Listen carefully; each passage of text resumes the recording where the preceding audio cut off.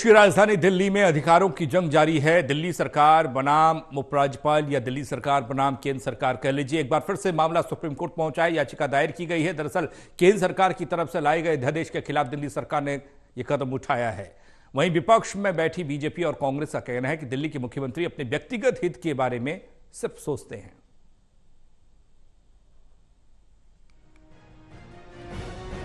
राजधानी में सर्विसेज के मामले को लेकर केंद्र सरकार और आम आदमी पार्टी की सरकार के बीच में तकरार लगातार बनी हुई है। इस विषय पर केंद्र सरकार पहले ही अध्यादेश ला चुकी है। अब आम आदमी पार्टी ने इसे अध्यादेश को सुप्रीम कोर्ट में चुनौती दी है। दिल्ली सरकार की तरफ से सुप्रीम कोर्ट में एक याचिका दायर की गई है, जिसमें केंद्र सरकार के इस अध्यादेश को अमान्य करार देने की अपील। दिल्ली सरकार के इस कदम को लेकर बीजेपी ने भी प्रतिक्रिया दी है। बीजेपी के प्रदेश महामंत्री हर्ष मल्होत्रा ने कहा कि ये पहले से तय था कि सीएम अध्यादेश के खिलाफ कोर्ट का दरवाजा खटखटाएंगे।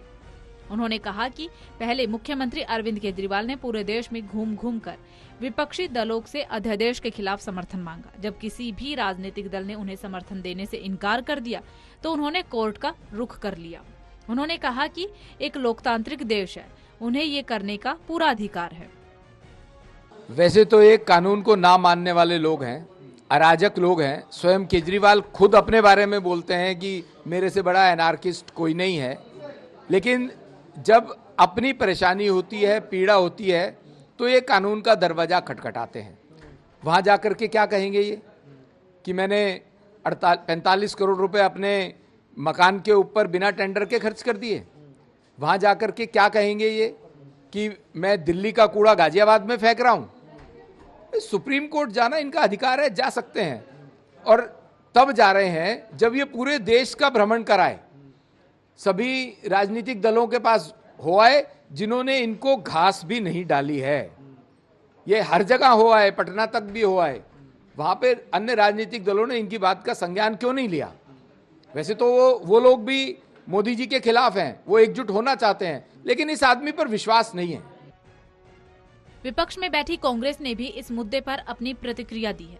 कांग्रेस के प्रदेश अध्यक्ष अनिल चौधरी ने कहा कि पार्टी के राष्ट्रीय अध्यक्ष मल्लिकार्जुन खड़गे ने इस मुद्दे को लेकर बयान भी दे चुके हैं। उन्होंने कहा कि अरविंद केजरीवाल अध्यादेश को लेकर व्यक्तिगत हित के बारे में सोच रहे हैं।